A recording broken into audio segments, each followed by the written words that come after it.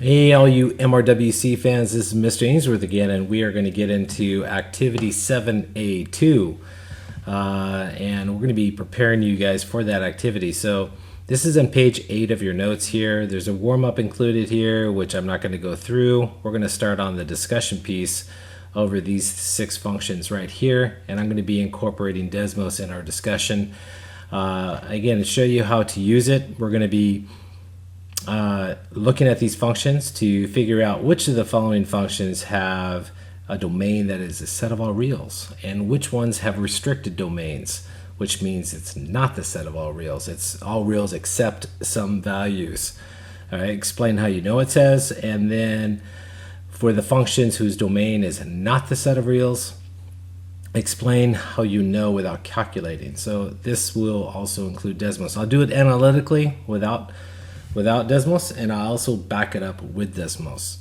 And because these are going to be entered in Desmos, we need to go to Desmos and get that set up. Okay, this is 7A to prep and 7A activity here. So the activity is on page 9 in your notes right here, and as I said in the on your activity right here at the top of the screen, that Desmos is required in this activity because that's our main tool to analyze functions right now. It's a lot easier than using the TI-84, at least in my opinion. And then, sorry about that. And then we will analyze the domain of these functions here, and we'll talk about that. We'll do it algebraically. We'll use integral notation like we were talking about prior, and then we'll use a graphing tool like Desmos to confirm the correct domain. And again, you don't have to use Desmos. I just use that because it's a free online calculator, but feel free to use any calculator you wish. TI-84, GeoGebra. There's a lot of different calculators out there that are very, very good. Okay, so let's go back to page 8 and let's go to our discussion piece here. We're going to analyze these functions here. Before we do that, let's go to Desmos. Just type in desmos.com and you'll get this calculator here. There's 2 types of calculators you can use in Desmos. There's the scientific version that I use all the time if I just want to do some calculations without graphing, and then there's the Desmos graphing calculator. Now, since we're on 7A Act 2 activity, what you do is you first log in. I've already logged in right here, so you can see my name in the upper right up here. And so you need to log in because you can save all your work, and you want to do that. So we go up to the top here where you can title your graph, and since we're working on 7A2, that kind of sounds appropriate. So 7A2 prep and activity. This includes the discussion before the activity. So give it a good name, and you can save all the work that you generate. Clear these functions out. These are the default functions that automatically appear every single time you work with Desmos. Okay, so I've got it all ready to work over here. We'll let's go for it here. So our goal in this function, as one more time, is to determine which of the following functions have a domain that is a set of all real numbers. That's the first thing. Okay, so, and the second thing is for these functions, or explain how you know, and then for the functions whose domain is not the set of all real numbers, explain how you know without calculating, okay, how you can find the domain. All right, so let's take the analytical approach first, and then I'll talk about the graphical approach here on the right. So first of all, let's get some basic concepts down. So let's review some basics. So first of all, the domain is the input, okay? So it's the input variable, and in this case, number 1, it's our input variable is x here. Y is a function of x. It's an explicit function right here. However, it's not always x, as you're going to find out. Like in activity 7A2, your first function is f of p equals 3p minus 2 divided by 5. So your input variable is p, not x. So I can't say it's x all the time, but in this case, in these functions here, the input variable is, in this case, it's going to be x. It's a set of all possible values that you can input into the function. So its domain is your input variable. And that's why I made it general, because like I just said, in 7A2, the input variable may be p, may be x, It depends on the function. Like in C here, part C, S is a function of W. All right, so W is your input variable. So you got to get used to things like that. And so in general, what I say is that the domain is the input variable, okay, or the possible values they can input into the function. Now the opposite of that is output, right? So that's the range. So the range is the output variable. Okay, in this case, it's going to be y or f of x. Y and f of x are the same, or you can say y equals g of x. Doesn't matter what letter you use, okay? This is just function notation right here. So g of x, f of x, p of x, t of x, whatever function notation you want to use. All right, so range is the output variable, typically y, not always. And the domain is the input. So you have to get that understood. Okay, that's one of the basic concepts you start learning in 9th grade Algebra 1. Okay, the domain is the input variable. And then the question is like, what should the domain be? And so let me say this before we even get started here. The domain is always a set of reals unless it has restrictions. So the largest domain that any of these could have, all right, is a set of reals. So you always start off with that. Okay, so D, I'm going to use D for domain and R for range. And so also D right here, D means domain. So what is the domain of this function right here? So you got to be thinking, what can you input in this function? So the input variable is x right here. This is going to be inputting. So what can you input for x, then add it to 4 to get to y? Because y is just whatever x is plus 4. So you got to ask yourself, can you add any number, any real number to 4? Is there any problem with that? Are there any restrictions? Like sometimes when you have rational functions, there's restrictions. Square roots in number 5, there are restrictions. And there are also restrictions for the natural log as well. Okay? And rational functions like number 3, that actually is a rational function. We'll talk about that in a minute. But what, analytically, just think, what can you add anything to 4 and make it real? So x is any real number to start off with.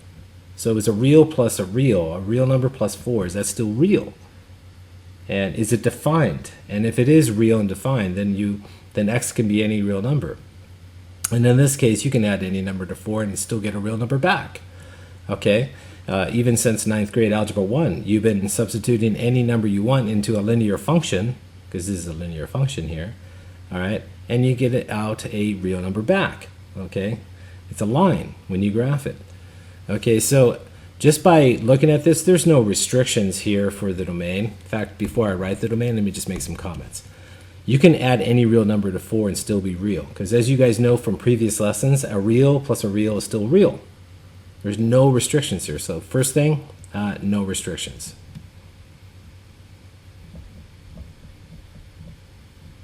Now because of that, you can input any real number you want in for x. So x can be any real number.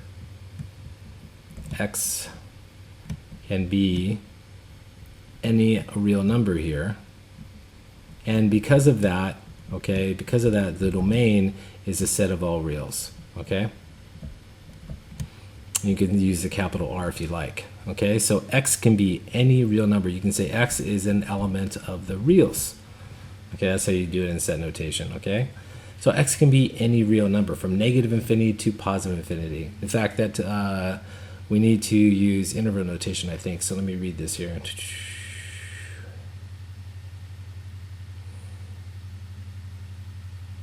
Oh, that's in the activity. Yeah, you're going to have to express it in interval notation in the activity. So let's do that here too. So if x is any real number here, the way you write that in interval notation is negative infinity to infinity, okay?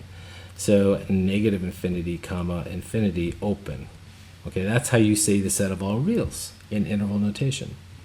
Now on Desmos, let's type it in. So this is simple. Y equals x, all right, plus 4. It's simple. You just type it in and you look at the graph. And if you don't see any gaps, asymptotes, or anything of that nature, then you're probably good. Okay, you probably have an unlimited, unrestricted domain, which is the set of all reals. And linear functions don't have holes, okay? They don't have asymptotes like you learned in Algebra 2. They're different than rational functions and radical functions, okay? Linear functions are continuous functions that go infinitely to the upper right, infinitely to the lower left, okay? And so x can be negative, okay, right here. X can be 0, and x can be positive. Just look at the coordinates. You can trace along the line in Desmos. And since a linear function has no holes or asymptotes, it's unrestricted domain. And whenever a domain is unrestricted, it is always a set of reals. Okay? Always. When there are no restrictions, you can guarantee you that it's a set of all reals. Okay, and once you enter a function in, go ahead and save it in Desmos, and it can save all your work for you. Because you're going to be printing that out at the end and uploading it as a PDF into Canvas. Now number 2, what does this guy look like? X squared plus y equals 4. So let's take the analytic approach first. Okay, so you got to ask yourself, are there any restrictions? Okay, can you square any real number, add it to a y value, and get 4? Okay, well, it depends, right? I mean, can you square any real number? And the answer is yes. Okay, even if we solve for y, let me solve for it. Let me subtract x squared and rewrite this function. So y is equal to negative x squared plus 4. So can you square a real number and then take the opposite of it? That's what this negative sign means, the opposite of it, and then add it to 4, and will it still be real? Will that always be okay? Will you always get a real number? Or at least something defined, because if it's not defined, then there isn't a restriction. If every input value for x gives you a defined value for y, there's no restrictions. And x can be negative, you can square a negative, you can square 0, you can square a positive. There's no restrictions here for x. You can square any real number, take the opposite of that and add it to 4 and still get a real number back. Okay? So here there are no restrictions. And because of that, x can be any real number. So x is an element of the real set, or x can be any real number, or so you can say the domain is all reals. Okay, all reals, or you can use the real number symbol, or you can say x is an element of the reals. There's a lot of different ways you can say it. And interval notation, like I did before here, it's negative infinity to infinity. That's an interval notation. Now, as a function, let's go to Desmos and let's type it in. Okay, I'm just going to type in the original function. So x squared and then plus y equals 4. And notice, you have a parabola.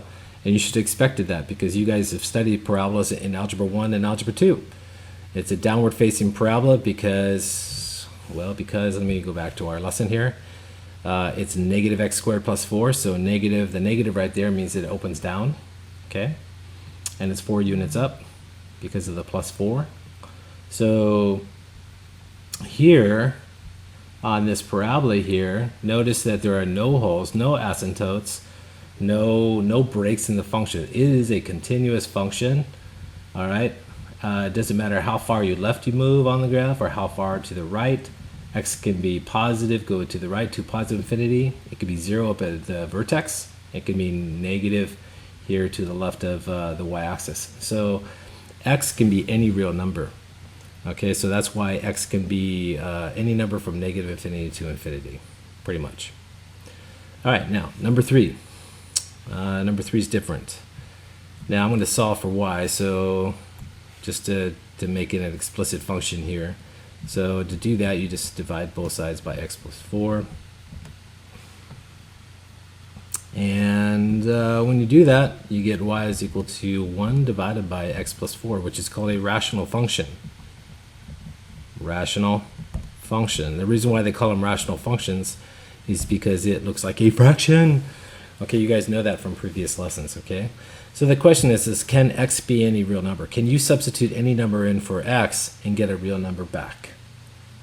Okay, can you do that? And the answer is no. The domain here is all reals except something, because you guys know that you can never divide by 0. So you got to be thinking, what number plus 4 is 0, because you cannot take 1 divided by 0. 1 divided by 0 is undefined. Let me make a little note of that. 1 divided by 0 is undefined. Okay? You can never divide by 0. In fact, let me write that down too. So you cannot divide, all right, by 0. You guys know that. You've been taught that ever since you were a little kid. All right, and that's why we say 1 divided by 0 is undefined. So the question is what number plus 4 gives you 0? Just think about it. What number plus 4 gives you 0? The answer is negative 4. All right, we know that negative 4 plus 4 is 0.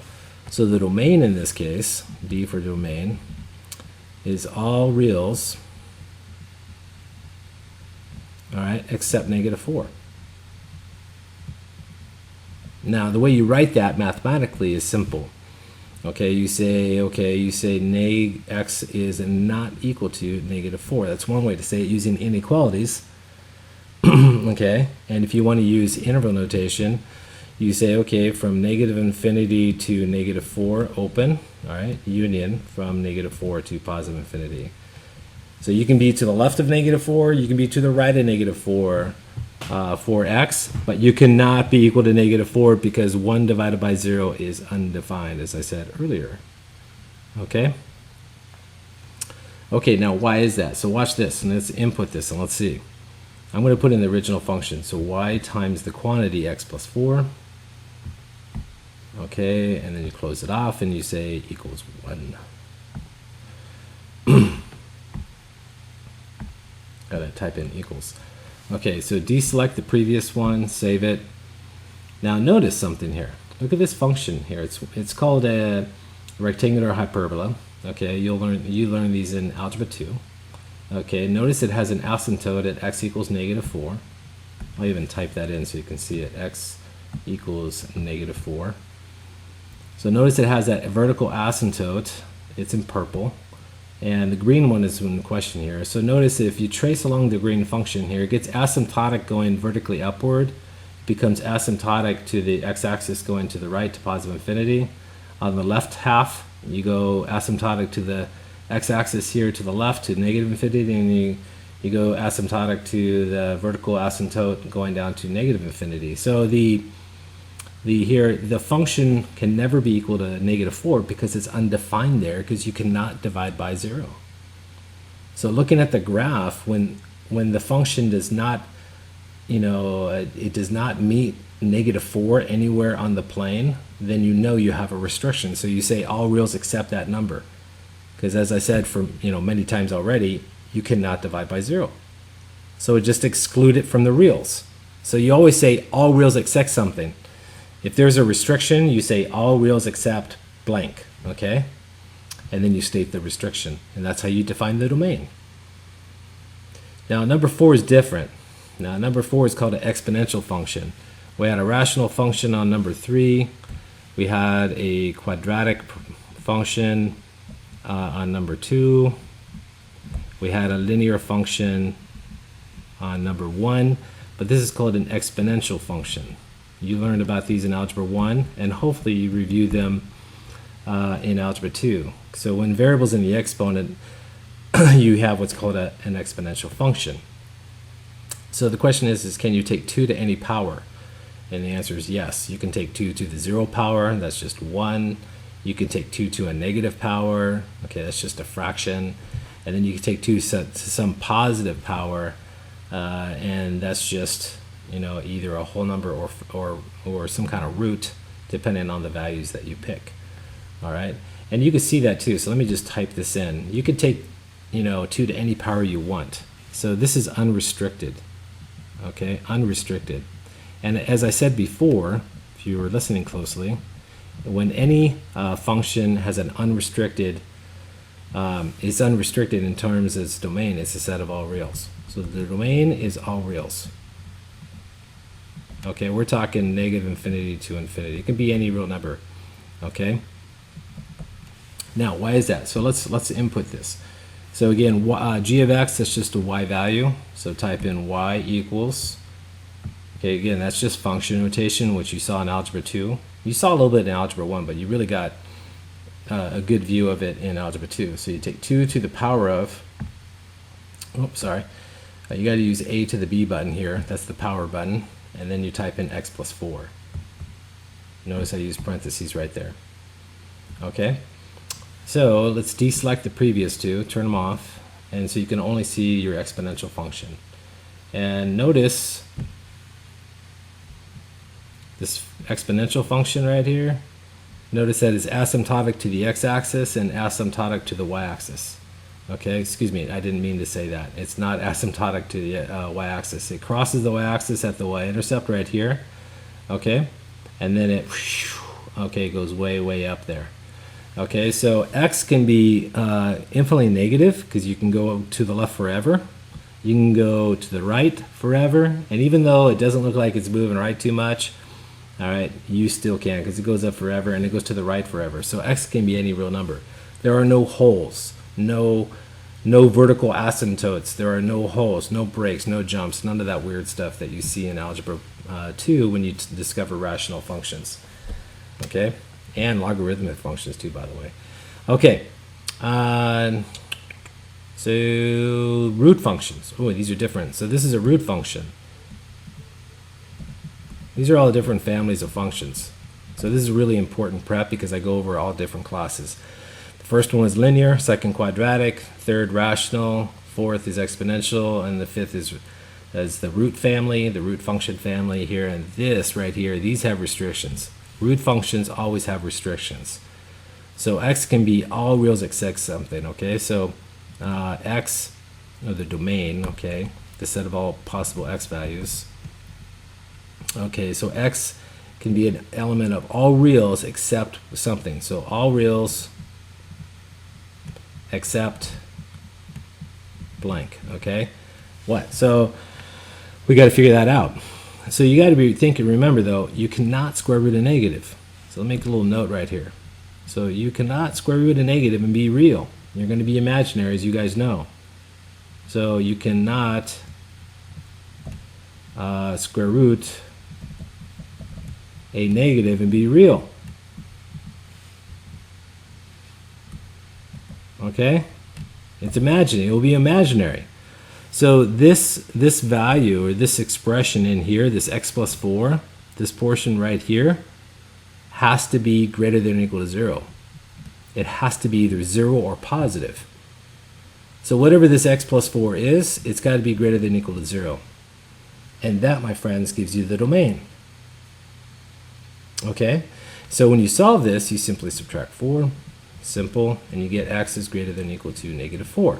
So these are all reals greater than or equal to negative 4. Or you can say all reals except those that are less than negative 4, however you want to say it. So all reals, I'm going to change the wording here to make it easier for you, greater than or equal to negative 4. Okay? Greater than or equal to negative 4. Now again, the way you write that is x greater than negative 4, or in interval notation, it'd be closed at negative 4 comma infinity. Okay, so this is called interval notation that you guys are getting used to. You can always use inequalities, x greater than or equal to negative 4. You're used to that since Algebra 1. All right, or interval notation. Or you can use words, all reals greater than or equal to negative 4. So in words, in inequalities, in interval notation, all three above, okay? All right, your last family of functions is the natural log. So the log function family. So this is called the natural log, because ln stands for the natural log. Okay, so this one here, this one takes some prerequisite knowledge. Oh, actually, before I get to number 6, I got to do number 5 in Desmos. So let's go to Desmos and let's type it in. So y equals the square root of x plus 4. Forgot to do that for you guys. Turn off the, oh, you got to put an equal sign too. Come on, Ainsworth. Okay, turn off the previous function, deselect it, and let's look at it. Now, this is the square root function. This is a typical function right here, square root function. There we go, that's a little bit better. Change the scale so you can see things better. So notice that we have a starting point right here at -4, and if you just cruise along the function, just trace along the function, x can't be anything less than -4 because the function starts at -4, so obviously it can't be anything to the left or anything greater than or equal to that. Look at the x values grow to the right. Okay, they get bigger to the right to positive infinity. That's why the domain is greater than or equal to -4, because the function does not exist to the left of it. Okay, so you can see the domain even by looking at the graph. Now number 6. Now number 6 is a log function. If you don't have a serious background on that, okay, if you don't know that this right here, this quantity in here, this x plus 4, okay, it has to be greater than 0, okay? Strictly greater than 0, and there's a reason for that. So the domain here, when you want to analyze it, x plus 4 is strictly greater than 0. It has to be positive only. That's different than greater than equal to 0. Greater than or equal to 0 means that it could be equal to 0. Here I'm not saying that. I'm saying it's positive only.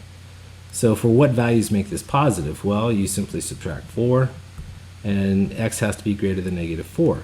So all reals greater than -4. All reals greater than, strictly greater than, all right, -4, and that's what it is in words.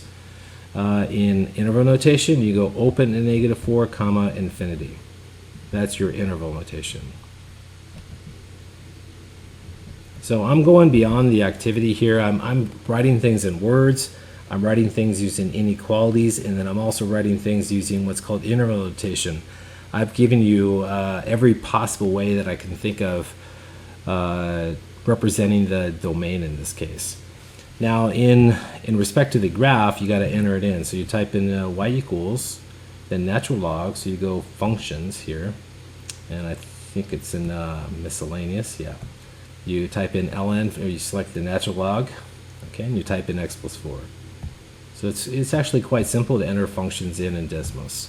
Turn off the previous one here, and let's take a look at it. Now notice this function looks different than all the previous ones. It looks like it approaches this a vertical line here, okay? And it's not really vertical, it's just it approaches a vertical line. It's asymptotic to this line here, which we call -4. So if I turn on this function x equals -4, you can see that it's asymptotic to it. It gets closer and closer to it. But notice down here it says -4 comma undefined. Okay, if you substitute -4 in the function, you get -4 plus 4, which is 0, and the natural log of 0 is undefined because you cannot take the natural log of 0, and there's reasons for that. All right, so the domain has to be greater than -4, strictly greater than any number to the right to positive infinity here. Okay? And that's why I said it's from -4 to infinity exclusively, not inclusively. It doesn't include -4. That's why I said greater than, not greater than equal to. So make sure that you understand the key difference between number 4 and 5. On number 5, I said greater than or equal to. On number 4, I said strictly greater than, positive only. So, you know, what numbers make x plus 4 positive? Well, numbers greater than -4. Right? If it was -3, -3 plus 4 is 1, and 1's obviously positive. So you can just, you know, pick numbers that are greater than -4, substitute them in, and you'll see what I'm talking about. Okay, make sure you save that. When you print your work off into Desmos, you simply go to the share button and don't share the link. Okay, we do not do that. We don't email that to me, and we don't paste it into Canvas. We print it to a PDF. So up in the dialog box, you don't select one of your printers, and you don't need to print it to paper. You print it to a PDF. You go paperless, okay? And you save it on your hard drive or you're in your Google Drive. So make sure you do that, and notice that all the work is here, all the functions, all your work, and you just scan that and submit that PDF into Canvas. So, and then you save it into your account, and that way you always have it. So then we start studying for the test at the end of the unit. Well, guess what? You have all these activities in Desmos, and you have it to study. Oh my God, isn't that a novel concept? Okay, now activity 7A2 is an extension of this, okay? And so what it says is, find the domain of each of the following functions algebraically. Okay, it's kind of like what I just did. Express it in interval notation. So there's one thing to do here. Number 2, interval notation here. And then 3, use a graphing tool like Desmos. Okay, that's why I said Desmos required. And then you got to submit your work. Now in A, like I said before, these functions are not going to be in terms of y and x. Okay, like in the first 6 functions. You can still use Desmos. Okay, so the same function for this one here is f of x, which is, or y, is equal to, instead of 3p, it's 3x minus 2 divided by 5. And remember, f of x is the same thing as y. So when you go into Desmos, you just type it in, right? You type in y equals, all right, and then you go quantity, use parentheses around the numerator, 3x minus 2. You got to make it look correct. And then you want to divide that by 5, so divided by 5. And notice that looks the same. Turn off the previous function so you can see what's going on. You can see it's a linear function. Okay, so this is a linear function. And not all these are linear, only some are. But remember, just because you see different variables doesn't mean you cannot use Desmos. One more time. It's like instead of h of p, could be h of x or y, right? It's the same thing. Is equal to 5 divided by 3x minus 2. And so you can use that to enter in Desmos. Or in part C, this instead of s, you can say y is equal to the square root of 2 minus x, where y is a function of x. Okay, so you have to know how to transform these functions so you can enter them in Desmos and you can take a look at it. But you want to do it algebraically first. And so you should have learned something from the previous discussion here about linear functions, like what I set up here. Okay, so apply what you've learned in the lesson here on all these 6 different families of functions. All right, and then apply it to these functions here. Keep a record of it in Desmos because you're going to submit all of these functions here too. Okay, it's all going to be together. So save it as you go. Hit that save button. And then down here, you're going to be doing the same thing, but you're going to do some graphing down here. And when you do that, you're going to be sketching the graphs. Use a graphing tool to confirm the statement. What do you notice? And then, so down here, when you use a graphing tool, I also want you to sketch here. So I'm just looking at my, so I want you to include some graphs. So on this one here, you can draw a little sketch for the first one here, and you can draw a little sketch of the second one, and then, or you can use one graph and then color code them, whatever you want to do, and then you can tell me how these graphs compare, and you're going to be doing that. So I want you to draw sketches for each one. So of course you're going to be comparing 2 functions, so you're going to have 2 graphs. So let's do them separately, okay? And then so just do some sketches that you're going to be using Desmos. And obviously, and then whatever you see on Desmos, you come over here and sketch it out. And then you're going to determine, what do you notice? What conclusion can you make about the pair of functions? And then justify your conclusions in terms of the domain and range of each function.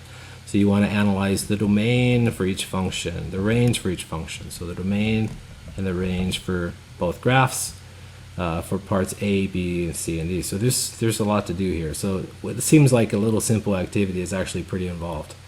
Okay, so get right into it here. Do it analytically first, and then do it graphically. Write all your results down, and then obviously when we come together, we will compare our work. All right, this is Mr. Ainsworth here. This is just a little intro into 7A2, and like I said, this is a challenging unit section here in MRWC. We're in activity 7A2, and I will see you in another live session soon. Take care. Bye-bye.